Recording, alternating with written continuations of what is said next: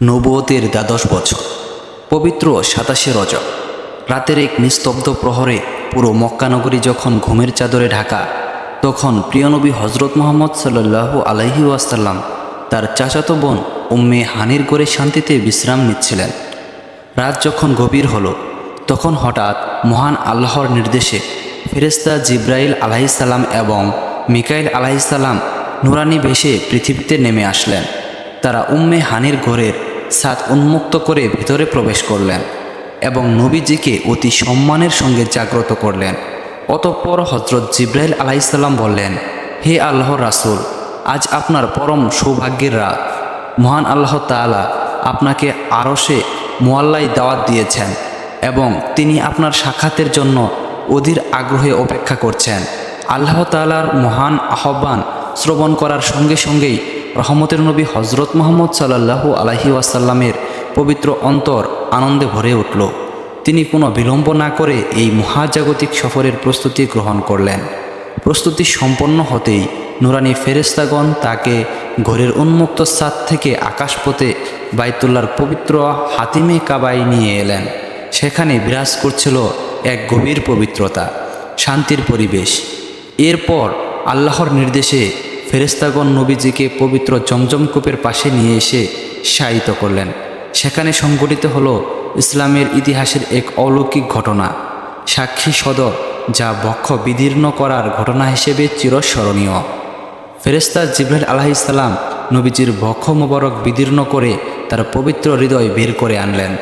অতঃপর জান্নাত থেকে আনা একটি স্বর্ণপাত্রে রাখা জমজমের পানি দিয়ে সেই হৃদয় ধৌত করলেন। অতঃপর তা ঈমান, ইয়াকিন ও হিকমতের নূরে পরিপূর্ণ করে দেওয়া হয়, যাতে নবীজির অন্তর আল্লাহর ভালোবাসায় এবং সৃষ্টি জগতের জ্ঞানে পূর্ণ হয়ে ওঠে। তিনি যেন অর্ধজগতের নূর এবং আল্লাহর তাজাল্লি সহ্য করার শক্তি লাভ করলেন। অতঃপর তিনি সেই নুরানি হৃদয় পুনরায় নবীজির পবিত্র দেহে যথাস্থানে স্থাপন করলেন। এই আধ্যাত্মিক প্রস্তুতির মাধ্যমে তিনি দুনিয়ার সীমা অতিক্রম করে আরশে আজিম এবং মহান আল্লাহ তাআলার সান্নিধ্যে যাওয়ার জন্য সম্পূর্ণভাবে যোগ্য হয়ে উঠলেন। অতঃপর আল্লাহ তাআলার পক্ষ থেকে নবীজি হজরত মুহাম্মদ সাল্লাল্লাহু আলাইহি ওয়াসাল্লামের জন্য নিয়ে আসা হলো একটি অলৌকিক বাহন, যার নাম বুরাক। হাদিসে বর্ণনা অনুযায়ী বুরাক ছিল জান্নাতের এক বিশেষ প্রাণী, গাধার চেয়ে বড়, আবার খচ্চরের চেয়ে কিছুটা ছোট। তার গতি ছিল এতটাই দ্রুত, চোখের শেষ সীমানায় গিয়ে পড়ত তার প্রতিটি কদম। নবীজি হজরত মুহাম্মদ সাল্লাল্লাহু আলাইহি ওয়াসাল্লামকে যখন বুরাকের পিঠে আরোহণ করার জন্য বলা হলো, তিনি শান্তভাবে তার দিকে অগ্রসর হলেন। কিন্তু নবীজিকে প্রথমে চিনতে না পেরে বুরাক হঠাৎ অস্থির হয়ে লাফাতে শুরু করল। তখন ফেরেশতাদের সর্দার হজরত জিব্রাইল আলাইহিসসালাম কঠোর কণ্ঠে বুরাককে বললেন, হে বুরাক, তুমি কি জানো কার সঙ্গে এমন আচরণ করছ? আজ তোমার পিঠে যিনি আরোহণ করবেন, তিনি কুল মাখলুকের সর্দার, আল্লাহ তাআলার সবচেয়ে প্রিয় বান্দা হজরত মুহাম্মদ সাল্লাল্লাহু আলাইহি ওয়াসাল্লাম। আজ পর্যন্ত তার চেয়ে বেশি সম্মানিত কেউ তোমার পিঠে আরোহণ করেননি। এই কথা শুনে বুরাক সঙ্গে সঙ্গে লজ্জায় নত হয়ে গেল। তার সমস্ত অস্থিরতা দূর হয়ে গেল এবং সে শান্ত ও বিনীত হয়ে দাঁড়িয়ে রইল। এরপর নবীজি হজরত মুহাম্মদ সাল্লাল্লাহু আলাইহি ওয়াসাল্লাম বুরাকের পিঠে আরোহণ করলেন। নবীজির সাওয়ার হওয়ার পর হজরত জিব্রাইল আলাইহিসসালাম বুরাকের রেফকাপ ধরলেন এবং হজরত মিকাইল আলাইহিসসালাম লাগাম ধরে সামনে অগ্রসর হতে লাগলেন। এভাবেই শুরু হলো এক মহামান্বিত এবং ঐতিহাসিক পথ চলা। চলতে চলতে তারা খেজুর গাছে ভরপুর এক সবুজ প্রান্তরে পৌঁছালেন। সেখানে পৌঁছে হজরত জিব্রাইল আলাইহিসসালাম বললেন, হে আল্লাহর রাসূল, এটাই আপনার হিজরতের ভূমি। এই স্থানের নাম ইয়াসরি। কিছুদিন পর আপনি এখানে হিজরত করে আসবেন, আর এখানেই আপনার নতুন জীবনের সূচনা হবে। নবীজি হজরত মুহাম্মদ সাল্লাল্লাহু আলাইহি ওয়াসাল্লাম গভীর মনোযোগে সেই স্থানটি পর্যবেক্ষণ করলেন। এরপর তারা আবারও রওনা হলেন। কিছু দূর অগ্রসর হয়ে তারা পৌঁছালেন একটি সাদা রঙের জমিনে। তখন হজরত জিব্রাইল আলাইহিসসালাম বললেন, হে আল্লাহর রাসূল, এই স্থানের নাম মাদায়েন। এখানে অবস্থিত রয়েছে পবিত্র তুর পর্বত, যেখানে হজরত মুসা আলাইহিসসালাম আল্লাহ তাআলার সঙ্গে কথা বলেছিলেন। এবং তার তাজাল্লি প্রত্যক্ষ করেছিলেন। এই বরকতপূর্ণ স্থান নিজের চোখে দেখে রসুলে পাক হজরত মুহাম্মদ সাল্লাল্লাহু আলাইহি ওয়াসাল্লাম আল্লাহ তাআলার দরবারে কৃতজ্ঞতা প্রকাশ করলেন। অতঃপর তারা আবার সামনে অগ্রসর হলেন। পথিমধ্যে তারা এসে পৌঁছালেন বেথেলহেম নামক একটি স্থানে। তখন হজরত জিব্রাইল আলাইহিসসালাম বললেন, হে আল্লাহ রসুল, এটাই হজরত ঈসা আলাইহিসসালামের জন্মস্থান। এই কথা শুনে নবীজি হজরত মুহাম্মদ সাল্লাল্লাহু আলাইহি ওয়াসাল্লাম গভীর সম্মানের সঙ্গে সেই পবিত্র ভূমিও পর্যবেক্ষণ করলেন। এরপর নবীজি হজরত মুহাম্মদ সাল্লাল্লাহু আলাইহি ওয়াসাল্লাম আবার সম্মুখে অগ্রসর হতে লাগলেন। পথ চলতে চলতে হঠাৎ তিনি রাস্তার ধারে একজন বৃদ্ধা মহিলাকে দাঁড়িয়ে থাকতে দেখলেন। তাকে দেখে নবীজি অবাক হয়ে হজরত জিব্রাইল আলাইহিসসালামের কাছে তার পরিচয় জানতে চাইলেন। তখন জিব্রাইল আলাইহিসসালাম বললেন, হে আল্লাহ রাসূল, আপনি সামনে অগ্রসর হন, তার দিকে মনোযোগ দেবেন না। নবীজি সাল্লাল্লাহু আলাইহি ওয়াসাল্লাম জিব্রাইলের কথা মতো সামনে এগিয়ে গেলেন।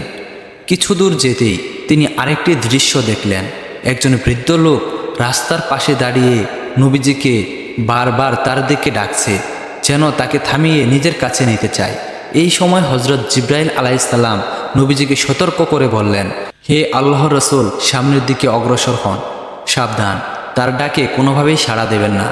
নবীজি সাল্লাল্লাহু আলাইহি ওয়াসাল্লাম জিব্রাইলের নির্দেশ মেনে সামনে এগিয়ে যেতে থাকলেন।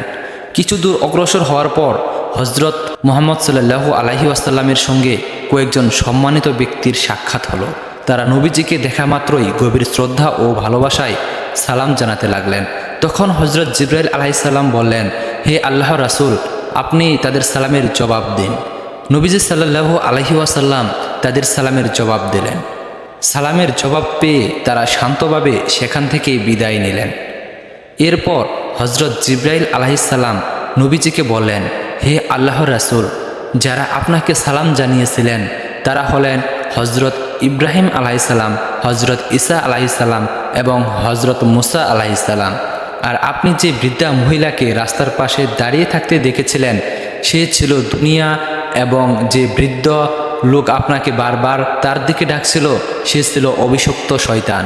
তারা উভয়ে আপনাকে নিজের দিকে প্রলুব্ধ করতে চেয়েছিল, কিন্তু আল্লাহ তাআলা আপনাকে হেফাজত করেছেন। যদি আপনি তাদের আহ্বানে সাড়া দিতেন তবে আপনার উম্মতেরা গুমরাহিতে লিপ্ত হতো। এরপর নবীজি হজরত মুহাম্মদ সাল্লাল্লাহু আলাইহি ওয়াসাল্লাম আবার সফর শুরু করলেন। কিছু দূর অগ্রসর হওয়ার পর তিনি এক ভয়াবহ দৃশ্য প্রত্যক্ষ করলেন। তিনি দেখলেন কিছু লোক দাঁড়িয়ে আছে, কিন্তু তারা স্বাভাবিক মানুষের মতো নয়। তাদের চেহারায় মানুষের অবয়ব থাকলেও সৌন্দর্য নেই, বরং বিকৃত ভীতি এবং অস্বস্তি। দেখলে মনে হয় যেন মানুষ হয়েও মানুষ নয়। নবীজি থমকে গিয়ে জিজ্ঞেস করলেন, হে জিব্রাইল, এরা কারা? মানুষের চেহারা নিয়েও কেন এরা এমন বিকৃত?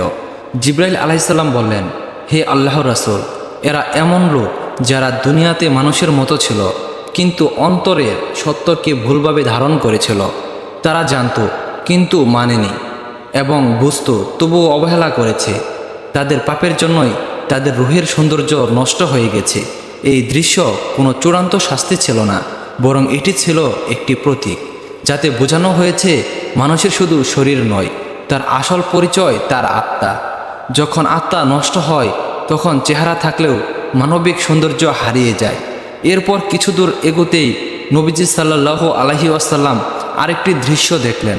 তিনি দেখলেন কিছু আত্মা আছে যারা শাস্তির আগুনে পুড়তেছে না, কিন্তু শান্তিতেও নেই। তাদের চারপাশ ভারী, বুকে জমে থাকা আফসোস, দুই চোখে ভীতি এবং চেহারায় অনিশ্চয়তা। নবীজি সাল্লাল্লাহু আলাইহি ওয়াসাল্লাম অনুভব করলেন এরা খুবই কষ্টে আছে, কিন্তু এরা জানে না তাদের পরবর্তী অবস্থা কি হবে। নবীজি জিজ্ঞেস করলেন, হে জিব্রাইল, এরা কারা? জিব্রাইল আলাইহিসসালাম বললেন, এরা সেই আত্মা যারা দুনিয়াতে আল্লাহকে পুরোপুরি ভুলে যায়নি, আবার আল্লাহকে যথার্থ গুরুত্বও দেয়নি। নামাজ ছিল কিন্তু নিয়ম ছিল না, তওবা ছিল কিন্তু দেরি করেছিল, গুনাহ ছিল কিন্তু গুনাহ ছাড়ার সংকল্প ছিল না। এখন এরা অবস্থান করতেছে বরজাকে। তারা দুনিয়া থেকে বিচ্ছিন্ন এবং আখিরাত থেকেও বহু দূরে। এই দৃশ্য এটাই বোঝানো হয়েছে, মৃত্যুর পরের সঙ্গে সঙ্গে শাস্তি অথবা শান্তি সাথে সাথে আসে না, বরং অনেকের জন্য আসে একটি দীর্ঘ অশান্তির অপেক্ষা।